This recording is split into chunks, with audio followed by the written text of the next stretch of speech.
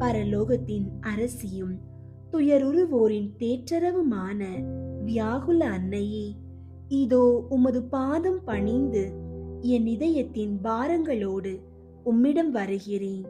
தாயே, சிலுவையின் அடியில் நீர் நின்றபோது உமது இதயம் ஒரு வாளால் ஊடுருவப்பட்டது போல இன்று என் வாழ்வின் பல சூழ்நிலைகள் என் மனதை தாக்குகிறது.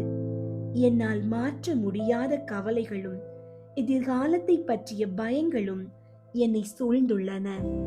நான் செய்த தவறுகளாலும் மற்றவர்களால் எனக்கு இழைக்கப்பட்ட துரோகங்களாலும் ஏற்பட்ட ஆறாத காயங்களை உமது மாசற்ற இதயத்தில் ஒப்படைக்கிறேன்.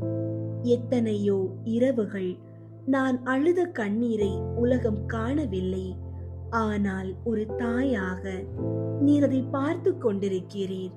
இதோ ஆண்டவருடைய அடிமை என்று நீர் சொன்ன அந்த மன உறுதியை எனக்கும் தாரும். என் மன வருத்தங்கள் என்னை முடக்கி விடாமல் உமது மகனின் சிலுவை சாவிற்கு பின் உயிர்ப்பு இருந்தது போல என் துன்பங்களுக்கு பின் ஒரு புது வாழ்வு உண்டு என்ற நம்பிக்கையை என் உள்ளத்தில் ஊற்றும். என்னால் மன்னிக்க முடியாதவர்களை மன்னிக்கவும், மறக்க முடியாத வழிகளில் இருந்து விடுதலை பெறவும் உமது மேலான பரிந்துரையை வேண்டுகிறேன். என் குடும்பத்தில் உள்ள குழப்பங்கள், உடல் ரீதியான பலவீனங்கள் மற்றும் ஜெபத்தின் மீதான வறட்சி ஆகிய அனைத்தையும் உம்மிடம் தருகிறேன். அன்னை மரியாளின் 7 வியாகுலங்களின் வழியாக என் வாழ்வின் ஒவ்வொரு துயரத்தையும் இறைவனின் ஆசீர்வாதமாக மாற்றியருளும்.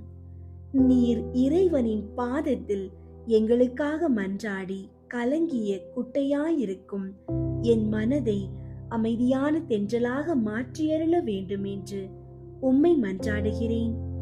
ஆமீன்.